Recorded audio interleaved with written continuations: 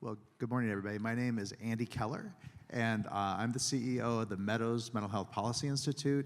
We focus on the intersection between policies at the federal, state, local, private sector levels, and programs that are needed to address mental health needs. So we kind of look at that intersection and how do we make that better. And I'm personally based in Texas, but we work in states across the country, and it's great to be here today. Good morning, everybody. I'm Sarah Gothrich, Chief Medical Officer at Array Behavioral Care. We are a national company that is 100% virtual. We provide care across the spectrum of acuity, both in the home and clinic-based services, and we actually started in the late 1990s providing virtual psychiatric evals into emergency departments. So I'm very happy to be here. Hi, everyone. I'm Suzanne Kunis. I actually have two jobs. So my first job is I'm Vice President of Behavioral Health for Horizon Blue Cross Blue Shield of New Jersey. And as a result of the work that we did in New Jersey, we actually spun off a company called NovaWell. And so I'm President and CEO of NovaWell. And our job is all about integrated care, treating people as people, and destigmatizing this whole topic. So really thrilled to be here today. So thanks for having us. Good morning, everybody. My name is Dylan Ross. I'm an organizational psychologist, licensed psychotherapist by background, and currently serve as the head of clinical with Blueprint. And Blueprint is an AI co-pilot for mental health clinicians. We offer up documentation automation, measurement-informed care, and timely insights supporting clinical decision support across both the visit and a treatment episode. Prior to joining Blueprint, spent time at Kaiser Permanente in various roles, as well as Optum Behavioral Health. Thank you. Thank you all so much. So to begin our discussion, I think we should do some level setting because as with any industry, healthcare has a lot of buzzwords, a lot of buzz phrases, and I don't know if everyone in the room always knows what we're talking about when we say things like seamless care, continuity of care. So I'd love to kind of talk about what we mean when we use those phrases and how today's fragmentation leads to a poor experience, not only for patients, but for our clinicians and our providers as well. Anyone want to start and kick that off? You bet.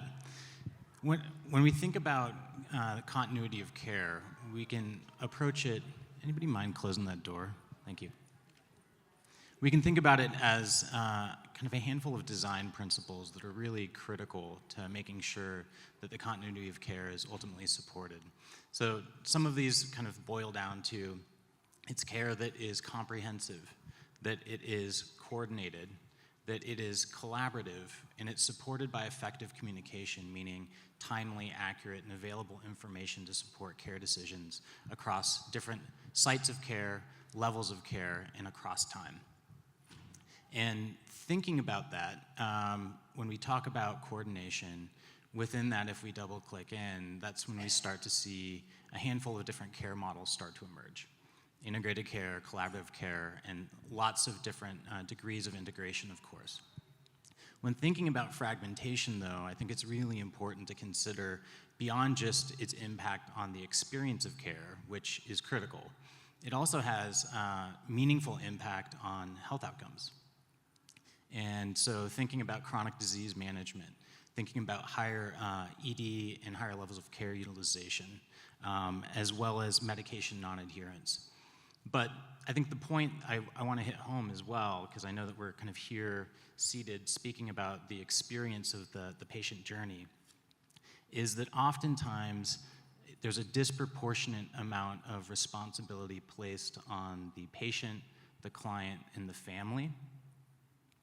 And those individuals often are least well positioned to help support that communication and coordination. And so when we think about the future as we move forward, designing systems that ultimately support both that communication, coordination, comprehensive care, taking into a whole person perspective is really key. Well, I'll chime in here.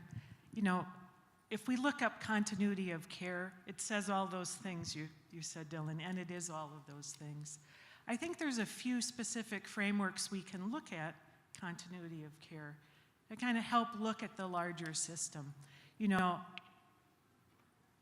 For a patient and patient-centered care, the ecosystem of providers and systems and hospital systems around them, that's what provides continuity in an episode of care, or in the shorter time frame.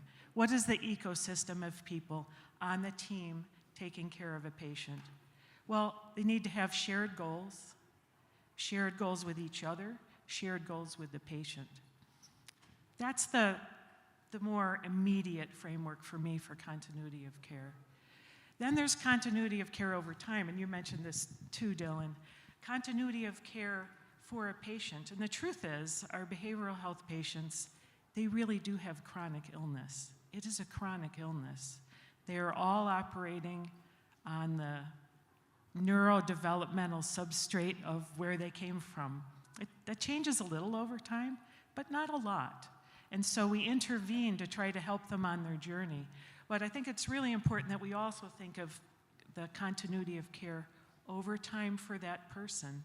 You know, just a very quick example here. I've seen a patient for a long time with bipolar I disorder. And it turns out she got manic every time she had a surgery. She had lots of surgery because she had 5 cancers, 5 distinct cancers. Well, we learned very quickly after the first 2 surgeries that she gets manic whenever she has a surgery. So how do we take care of that with continuity of care? 2 ways. One, it's team-based. The psychiatrist, me, the surgeon, the oncologist, the primary care, we're all focused on the goal of getting her cancer-free, getting her out of the hospital, and having her not be manic. And all of us have to be focused on that shared goal. So I think that's really important to think about shared goals. The other thing is that the next time she has a surgery, we all have to remember what happened last time. That's continuity over a lifetime. This person needs care forever, but not the same amount of care. So I'd like to put the time element in there and emphasize that. I was just going to add one thing. As a health insurer, you know, when I first came to the company 7 years ago, behavioral health was outsourced to a vendor and physical health was in-house, and never the twain shall meet. And unfortunately, people are people. Their hearts and their lungs and their liver are in the same body that their brains are in. So one of the first things that we focused on was, before we can even think about how we integrate out in the community with providers, et cetera, we had to figure out, how do we integrate in-house? How do we get people to think about physical health and mental health all under the same umbrella as that person being a human being? And we've spent tons of time, I will tell you, to really changing the culture and philosophy of the organization to think about people as people. And the thrill for us is basically that if you walk in our front door, no matter who you speak to in that lobby, they're going to know about mental health. They're going to understand mental health. And for us, my team, we all went out and told our own stories, because, believe it or not, every person in this room has a story, whether it's you, a family member, colleague. So we started videoing our stories and putting them out on our employee web. And they were able to look at this, and the feedback was crazy, because people were so excited about the fact that, guess what, it's not just me. I grew up the same way you did. I have the same challenges. My child has these issues too. So it really started to normalize that conversation, and that was so important to internally integrating and setting up shared goals. There's no such thing as behavioral health is over here, physical is over here. Everybody is working for that patient. And so that was important for us. And I think then we go to the next step, which is with you all, in terms of really working out in the community. Well, first of all, I just have to say, I love Salome so much, because I've literally never met these people before in my life. And I just want to say, yes, yes, yes. So I'm like so excited to have met. And she just composes these things so well, because all those different layers you all put together lays out, you know, the kind of critical factors in the patient journey and how that fits into the larger system and how the financing fits in. So my main response is yes. The second thing, I just want to make a systemic kind of view, kind of playing off what Suzanne was saying about now we are recognizing that heads are actually physical. I love that we consider mental health now physical, that we believe that this is physical, feels physical. And that is that we would like to make mental health, we have the opportunity now to make mental health as bad as the rest of healthcare. The thing I mean by that is, in the rest of healthcare, there's lots of inequities, there's lots of things that aren't great, we're too disease focused, but we're killing people more and more every year still. Like, our deaths are going up, okay? Heart disease, cancer are going down. And I think a big systemic thing, and this is in the time frame that we were talking about time, is before you're in a system. On average, people wait 10 to 11 years alone with their symptoms before they get help, because we make you or your family or your community figure out you're sick. And we used to do this for heart disease. Like, that's how my grandfather found out that he had heart disease, when they woke him up from his coma after he died from a heart attack and they resuscitated him. Used to do this with cancer. You know, when you coughed up blood, we gave you treatment. That's what we do. 10 years. The second thing is, these are pediatric illnesses. So that 10 years is happening during childhood. It's happening during a time when we don't want to think about chronic illnesses. I don't want to think of my child as having a chronic illness. My mom didn't want to think about me having a chronic anxiety disorder. She still doesn't like it when I talk about it. She's like, are you going to say it's my fault? I'm like, no, Mom, I'm not. I'm going to say you did a great job. And then I think the other thing is these wonderful things that are being talked about that we need to do to have that sort of, exactly the kind of care my colleagues just described requires people to do it. It's not something that you as a therapist or you as a care manager should do in your spare time, and it requires you to be paid for it. For other diseases, we have complexity codes. We have ways to get you more money because it takes time. And so I think those are the things I would add, just those structural things, in order to try to make what my colleagues are describing more of a reality for folks. I love how patient-centric all your responses were. That was great to hear. And Andy, you highlighted an important statistic that I think it's a decade between the onset of behavioral health symptoms and actually getting treatment for those conditions. And Dylan, you alerted me to another important statistic, which is that right now about 70% of primary care visits have some sort of behavioral health component. And a lot of the conversations I've had so far at BHT about continuity of care and seamless care journeys tie back to this idea that mental health and physical health are linked. And Sarah, I know you've said that the initial SAMHSA grants that were aimed at improving integrated care went out in 2008, and yet we still are kind of acting like this idea that mental and physical health are linked. Like, that's a new idea. But people like that that's been the truth for a while. So could you start off by speaking to that? Sure. Now, isn't this fascinating? And I love having a policy person here, so you've got to help us out here, Andy. It was in the early 2000s into 2010 that SAMHSA first started awarding integrated care grants, integrating primary care with behavioral health care. See what works. The initial grants were, here's some money. Here's 25 grants. You go figure out a model that works and can sustain itself.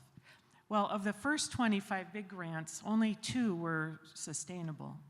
But that was over 15 years ago, or close to 10, 15 years ago.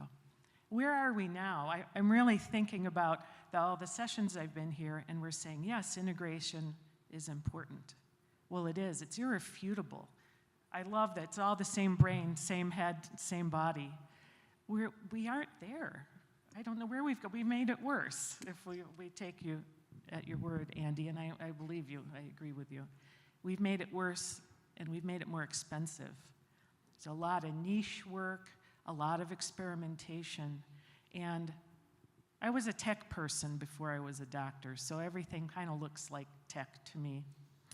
And our tech is all over the place. Our tech is fragmented. Our data is fragmented.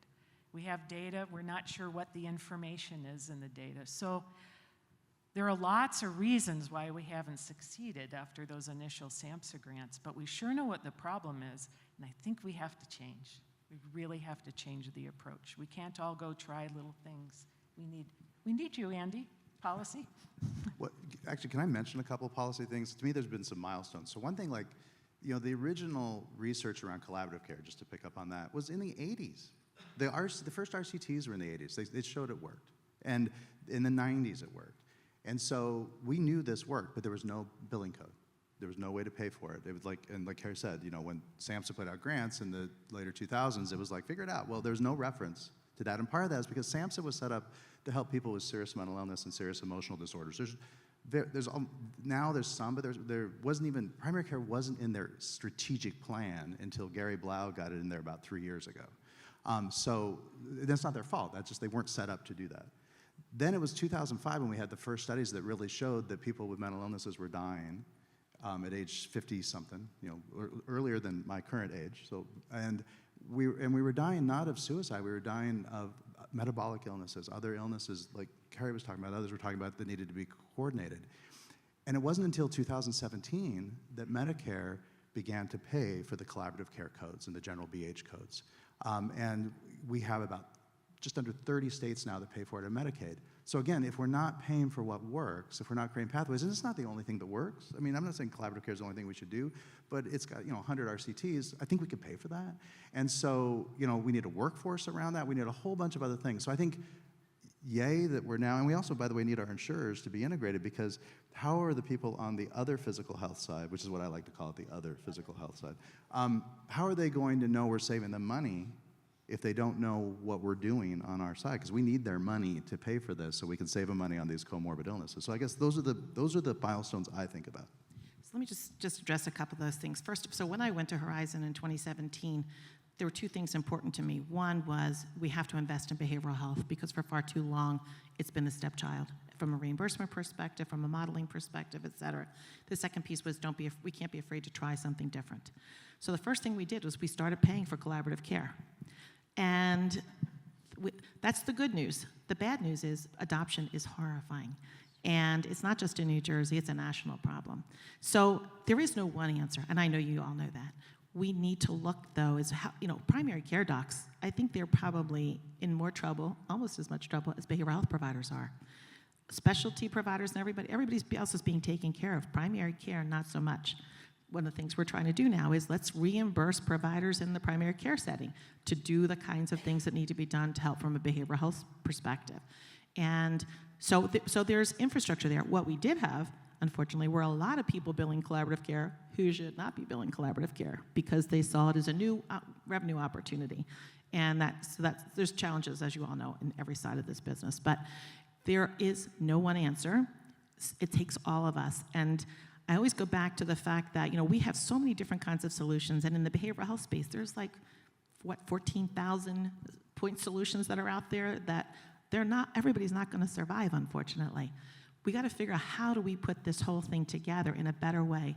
And to me, the CCBHC model is fabulous as far as I'm concerned. It's really the best model I see from my perspective that's out there in the community. That's where we need to be spending money, is in the community, because that's where people live, that's where people work, that's where people go to school, and that's where the support systems need to be built to be able to have better outcomes for people at home. Of course people are going to go to inpatient stays when they need to. Of course people will go to rehab if they need to. But you really need that community-based care, and that's where we should be spending our money, from my perspective. I'm so honored to share the stage with such bright minds, especially bringing in also the policy point of view.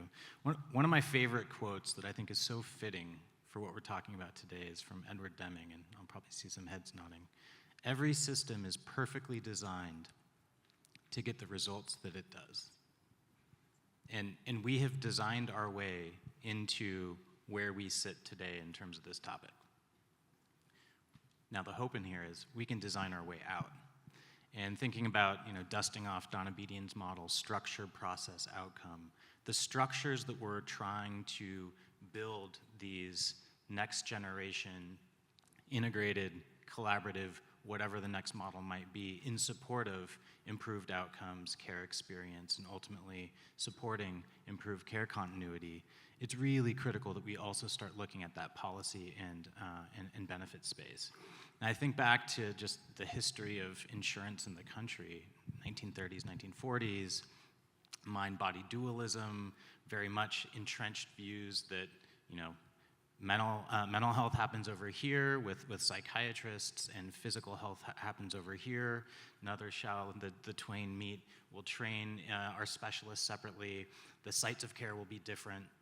And that we've lived with these structures since then. And while we've made some steps forward in terms of really starting to address benefit designs in particular, in recent years, I too have bumped into, having worked for Optum, United Healthcare, perverse incentives. Who gets the benefit in terms of a collaborative care model, in terms of benefit expense savings? Oh, it was high on the physical health side. We're not getting the credit on behavioral. Maybe we need to sunset this program.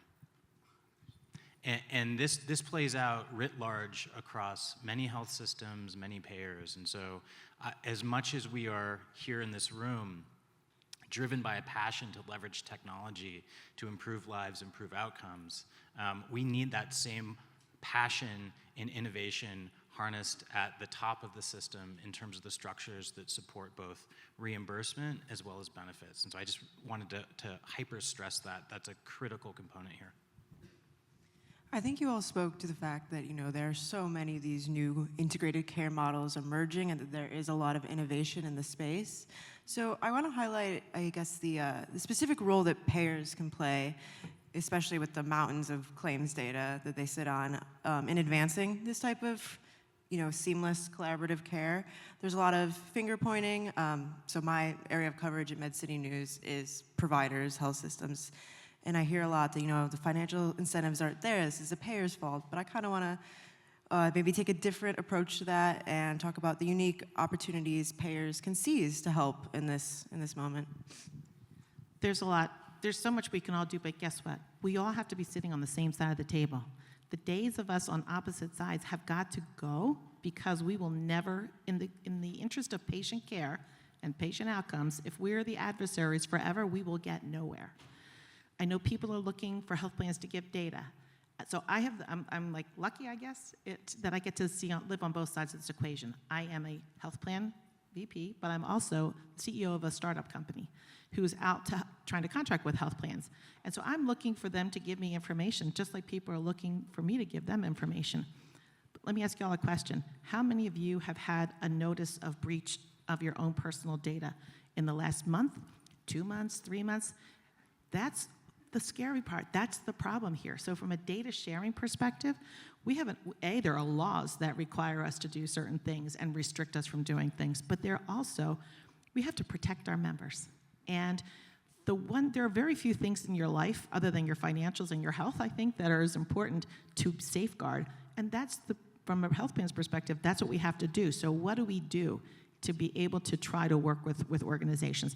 Right now, I partner with 20, we're almost up to 25 digital-first kinds of organizations, and everybody wants to have data to be able to prove their value prop, to be able to look at outcomes. The challenge is, I cannot give 20, or would you want me to give 20 or 25 organizations all of your claim data? We really have to just be cautious. So we have to find a way to work together where we talk about, what are you trying to achieve? How can we do it together? And so you have your data, I have the data that we have. How do we sit down and figure out, are there certain types of, one of the primary things is patient outreach. We want providers to be able to do patient outreach, but if I can't tell you who the patients are, you can't do the outreach. So it's really this very big, vicious circle around the data sharing, et cetera. But what we have found, and I have some of my provider partners are in the room right now, we found a way to sit down and figure this out together. And that's the way this is going to have to work, as far as I'm concerned. And I do think there's a policy aspect to this. So why is it so hard for behavioral health folks to share data with the other physical health people? Well, one reason is when the HITECH Act passed as part of the Affordable Care Act and we passed electronic health records, we whined so much about how special our data were that they left us out.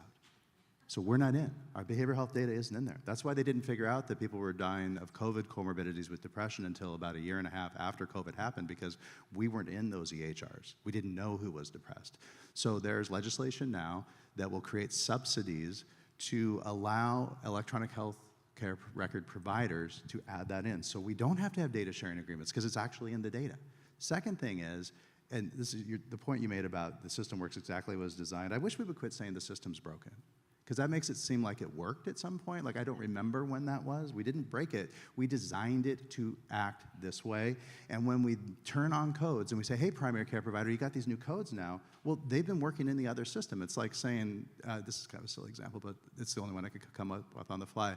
Like, I'm eating like more fiber now and more fruit smoothies and whatnot. It's like if my healthcare company and nutritionist said, we're going to send you a bunch of fruit and yogurt and, make these things. I'm like, okay, well, I'd have to cut it, I'd have to chop it up, I have to do all these other things. But if they just sent me one of those little, blender things, then I could just make it fast. None of the primary care docs have blender things.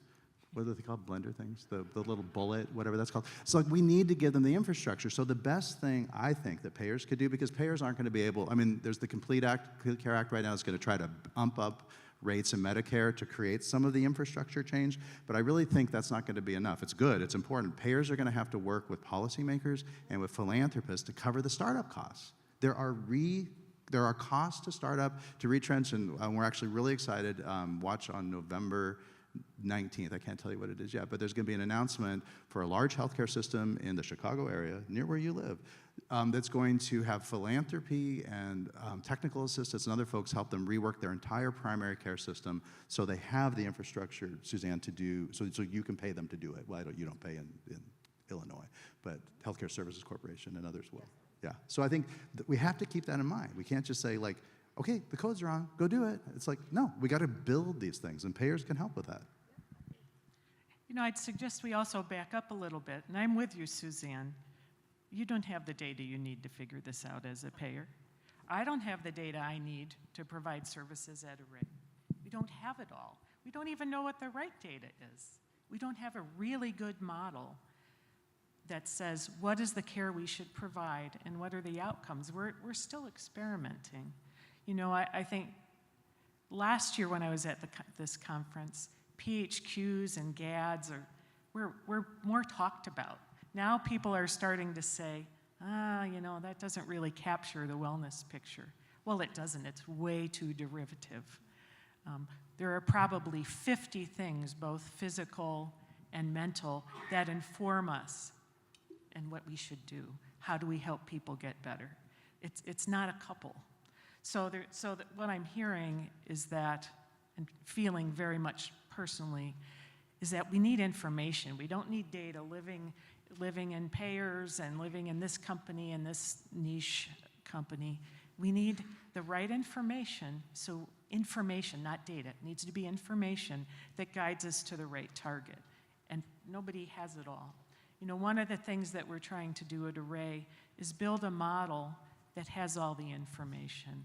And we've taken the big leap. I've heard a number of people mention the cost of this recently, to go onto an Epic platform as a fully behavioral health virtual company. And it's through a virtual provider, because I don't have all the data. I don't have a way to communicate and integrate with the hospitals we work with and the primary care partners we work with. We need the information, data-turned information that we can share. And then we know what to do. Then we have a chance of knowing what to do.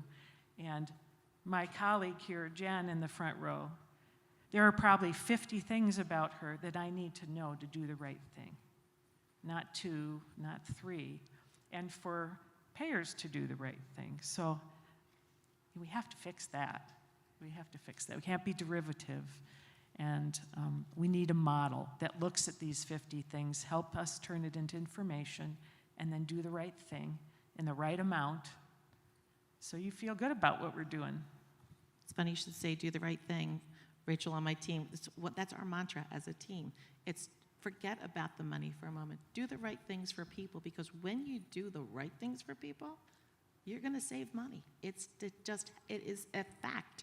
It's been proven, et cetera. So do the right thing is definitely the mantra that we all should be having and trying to figure out how we do it together.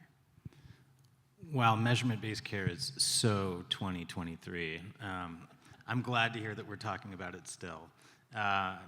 Another gig I hold is I chair the American Psychological Association's National Advisory Committee for Measurement-Based Care. And I think just acknowledging the fact that a PHQ-9 or G87 obviously does not reflect the wholeness of a lived experience of anybody for whom we all exist to be serving right now.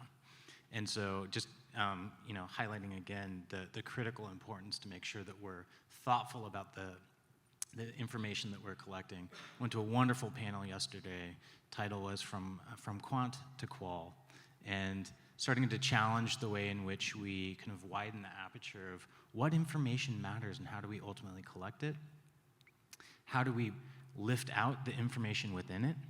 And how do we ultimately tell effective stories and share that across the care continuum in a way that's actionable, that's timely and accessible, I think is really, really important. And I guess last piece on this, we've been talking meta-level structures, benefit design, reimbursement, policy, but trying to zoom back into and thinking about how we, just to challenge, this conference a bit, where are the end users, the consumers, the patients, the clients? Where are the providers at times?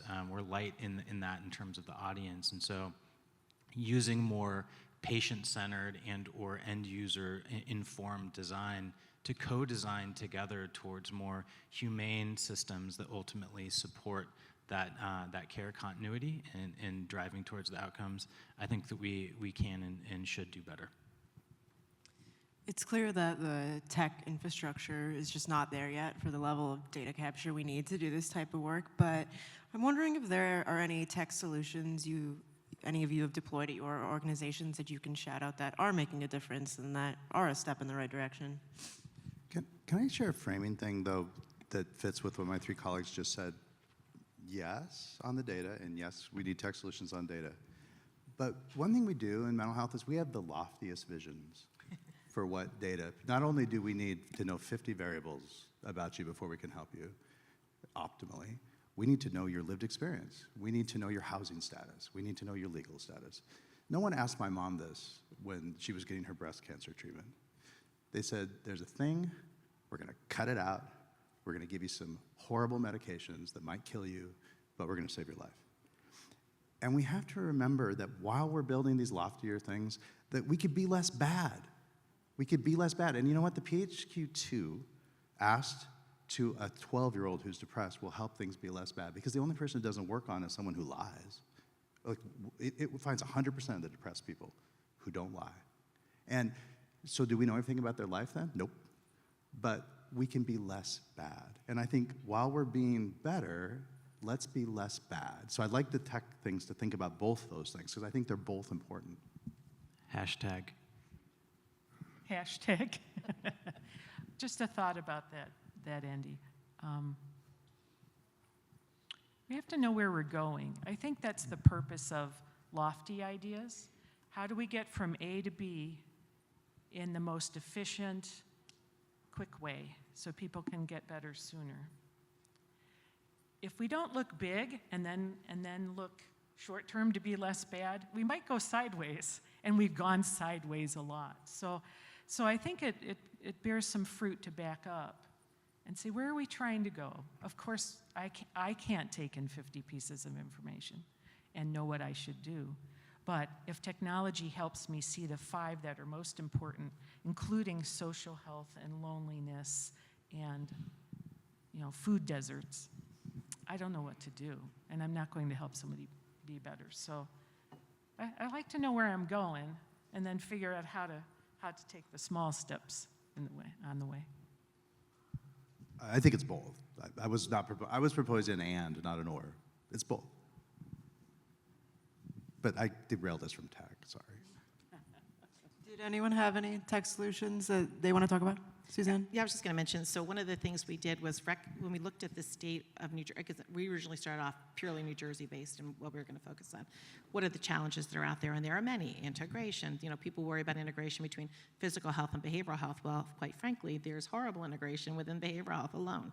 So we were trying to look at things like that, and how do we also provide access for that's simple and easy for people and educate consumers, et cetera. So we actually developed a digital front door that is part of our mobile app, it's on our website, we advertise it all over the place, and it's essentially for people to be able to know that there's a tool that they can use to get information as consumers, and it's in human language.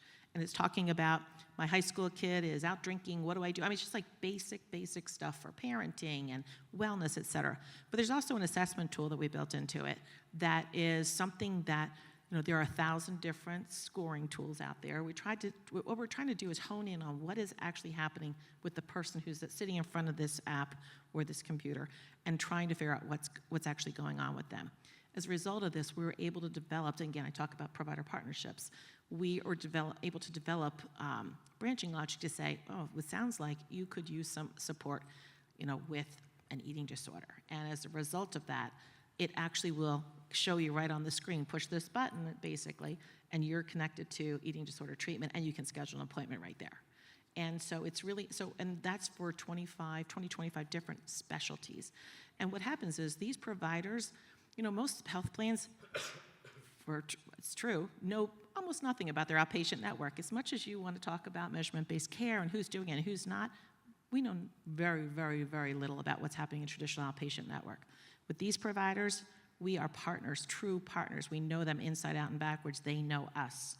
And what they do is also they're referring to each other within this system to be able to have better outcomes for people, and the outcomes are there. And it's very easily seen that by putting all these right pieces together and having people whose mission is to do, it's to do the right thing. I'm not going to change my logo to do less, don't do any harm or whatever. That's bad. I can't do that. But it's really had wonderful outcomes, and we're just trying to expand it. So now we're taking it nationally as well as other things to help people. Just something as simple as we vetted hundreds of solutions. These are people and organizations that are best in class from where we sit and really are doing the right things to help our consumers and our members, if you will, with great outcomes. One of the things that we're just lucky to have at my company is that we have many doors that patients can enter. Because we treat folks across the spectrum of acuity, we can meet them where they are.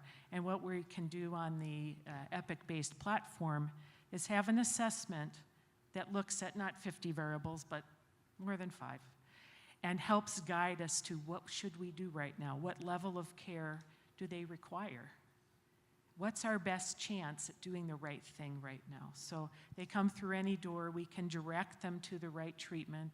We like to say the right dose, meaning the quantity of treatment. And then use the model, because we have all the outcomes then. We have in our Epic-based model, we have our outcomes. We have all our measurement-based care. So we can see, what did this assessment result in? How did we do? And what care did we provide? So we're unifying it ourselves so we can build models that hopefully will be very interesting to folks like you and you, and we can tune it to really make sense for people. Yeah, perhaps biased, but measurement-informed care and the collection of patient-reported outcome data is so critical to all that we're talking about. And making the collection of that type of information easy to do for providers and patients and consumers alike is also critical. And so while not the most fancy bells and whistles in terms of all things tech, just trying to solve that. Best research points to less than 19% of psychiatrists report using standardized clinical measure in their daily practice. Less than 11% of clinical psychologists. And for master's level clinicians, it's around 5%. So that's community standard. But when we think about beginning to collect more robust outcomes data and patient-shared information, rolling that up in terms of aggregation at every level of the healthcare system, that unlocks value, especially within the spirit of continuous improvement. And so, shameless plug for Blueprint, we exist to make that easy to do, as well as address how do we make the best next decision. And so, using AI and the advent of many of these new and novel technologies, we can take giant amounts of information, transcription data from a therapy interaction as an example, patient-reported outcomes across you name what condition, functional or wellness type assessment, and distill that down in a way that the provider has that information in hand to make that next best decision. Can I just amplify the statistics you just gave? 19% of psychiatrists are collecting information, standardized information about symptoms. That means 81% are not. 89% of psychologists, which I'm a clinical psychologist, are not. I started about 8 years ago, and it's way better. I was actually told to not in my training program in the early 90s so they could work on their underlying dynamic issues. And 95% of other clinicians are not. So they're just not looking at any data. I mean, folks, think about that blood pressure treatment. Would you get your blood pressure treated? I mean, so and that's why I feel like we have to confront, and actually ours is #suckless. That's actually what we use.